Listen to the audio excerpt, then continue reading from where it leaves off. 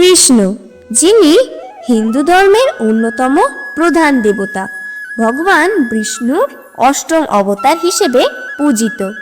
তার জীবন, কর্ম এবং বাণীগুলি মানবজাতির জন্য এক বিশাল শিক্ষার উৎস। কৃষ্ণের জন্ম ও তার বাণী সম্পর্কে আলোচনা করলে হিন্দু ধর্মের দর্শন, নীতিশাস্ত্র এবং আধ্যাত্মিকতার গভীর তাৎপর্য তুলে ধরা যায়। এই প্রবন্ধে কৃষ্ণের জন্মের ঘটনাবলী এবং তার প্রধান বাণীগুলি বিশদভাবে আলোচনা করা হয়েছে। শ্রীকৃষ্ণের জন্ম। কৃষ্ণের জন্ম মহাভারতের যুগে, দ্বাপর যুগে হয়েছিল। তার জন্ম একটি বিশেষ উদ্দেশ্যে হয়েছিল, ধর্ম প্রতিষ্ঠা এবং অসুরদের বিনাশ। শ্রীমদ্ ভগবত পুরাণ, বিষ্ণু পুরাণ এবং মহাভারতে কৃষ্ণের জন্ম সম্পর্কে বিশদ বিবরণ রয়েছে। কৃষ্ণের জন্মের পটভূমি। কংস, যিনি মথুরার রাজা এবং অত্যন্ত অত্যাচারী ছিলেন, তার অত্যাচারে জনজীবন অতিষ্ঠ হয়ে উঠেছিল। কংস ছিলেন ভগবান কৃষ্ণের মামা। একবার কংস তার বোন দেবকী এবং দেবর বসুদেবের বিয়ের সময় একটি দৈববাণী শুনেছিলেন যে দেবকীর অষ্টম সন্তানই তার মৃত্যু ডেকে আনবে।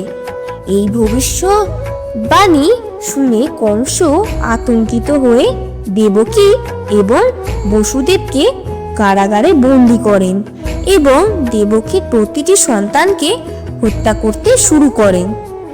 কৃষ্ণের জন্মের মুহূর্ত। দেবকীর অষ্টম সন্তান কৃষ্ণের জন্ম হয়েছিল একটি বিশেষ রাতে, যাকে অষ্টমী বলা হয়।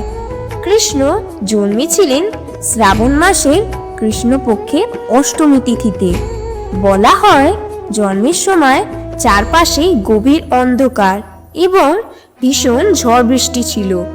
ভগবান বিষ্ণুর কৃপায় কারাগারের দরজা খুলে যায় এবং শৃঙ্খলিত বসুদেব মুক্ত হন।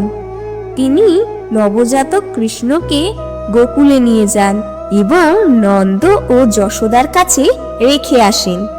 এরপর কৃষ্ণ গোকুলে বড় হয়ে ওঠেন এবং সেখানেই তার লীলাগুলি শুরু হয়।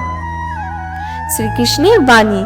শ্রীকৃষ্ণ তার জীবনে বিভিন্ন ক্ষেত্রে গুরুত্বপূর্ণ শিক্ষাদান করেছেন, কিন্তু তার বাণীগুলির মূল কেন্দ্রবিন্দু হল শ্রীমদ্ ভগবদ গীতা।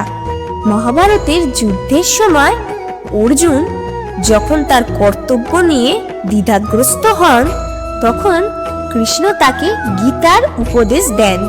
গীতায় 18টি অধ্যায় ও 700টি শ্লোকের মাধ্যমে কৃষ্ণ জীবনের বিভিন্ন দিক এবং আধ্যাত্মিকতার মৌলিক নীতিগুলি ব্যাখ্যা করেছেন। কর্ম এবং ফলের নিয়ম। কৃষ্ণ বলেছেন, কর্মণ্যে ব্যাধিকারস্তে মা ফলেষু কদাচন, অর্থাৎ মানুষ শুধু নিজের কর্মের অধিকারী, কিন্তু ফলের নয়। কৃষ্ণ এভাবে মানুষকে তার কর্তব্য পালনের শিক্ষা দিয়েছেন। তিনি বলেছেন, কর্মফল চিন্তা না করে শুধু নিষ্কামভাবে কাজ করতে হবে। এভাবে জীবনকে কর্মমুখী এবং আত্মনিবেদিত করা যায়। আত্মা অবিনশ্বর, ন জায়তে ম্রিয়তে বা কদাচিৎ। কৃষ্ণ বলেছেন, আত্মা অমর, অবিনশ্বর এবং চিরন্তন। জন্ম মৃত্যু শুধুমাত্র শারীরিক পর্যায়ে ঘটে। এই জ্ঞান মানুষকে ভয় এবং মোহমুক্ত করে। সমদর্শিতা। কৃষ্ণ শিখিয়েছেন, জীবনে সুখ দুঃখ, লাভ ক্ষতি, জয় পরাজয় সবই সমানভাবে গ্রহণ করতে হবে। সুখ দুঃখে সময় কৃত্যা লাভালভে জয়া জয়। এই সমদর্শিতার ভাবনা একজন মানুষকে মানসিক শান্তি এবং স্থিরতা প্রদান করে। ভক্তি এবং ঈশ্বর চেতনা। কৃষ্ণ বলেছেন, যো মাং পশ্যতি সর্বত্র সর্বং চ মুই পশ্যতি, অর্থাৎ যিনি সর্বত্র আমাকে দেখেন এবং সব কিছুতে আমাকে উপলব্ধি করেন, তিনি আমার কাছ থেকে কখনো বিচ্ছিন্ন হন না।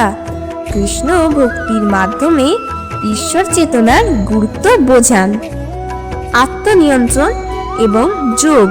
কৃষ্ণ বলেন, যোগ কর্মসু কৌশলম, অর্থাৎ কাজের মধ্যে দক্ষতা এবং ভারসাম্যই হলো যোগ।